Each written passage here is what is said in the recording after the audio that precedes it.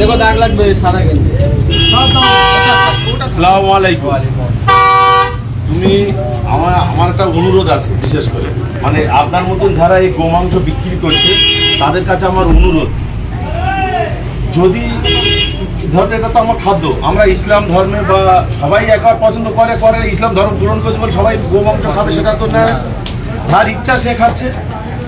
আমি আপনাদের মাধ্যমে মানে এই মিডিয়ার মাধ্যমে আমি অনুরোধ করব, যাতে করে এটা কাঁচের পর্দা দিয়ে যদি আমি বিক্রি করি, তাতে করে এটা ধুলোবালিও যাচ্ছে, সেটা সে খাচ্ছে, তো এটা ডিস্টার্ব হতে পারে, এটা ইনফেকশন হতে পারে।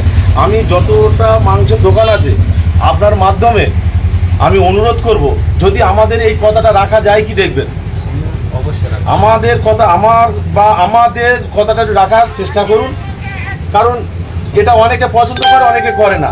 আর এই ধুলোবালি রাস্তা থেকে গাড়ি ঘোড়া যাচ্ছে, ধুলোবালিতে পড়ছে, এইটুকু বিষয়টা আপনার জানানোর জন্য আমি এখানে নামলাম। আপনি চেষ্টা করবেন যদি পালন করা যায়, সেটা আপনার ব্যক্তিগতভাবে, আমি আপনার জোর জুলুম করছি না।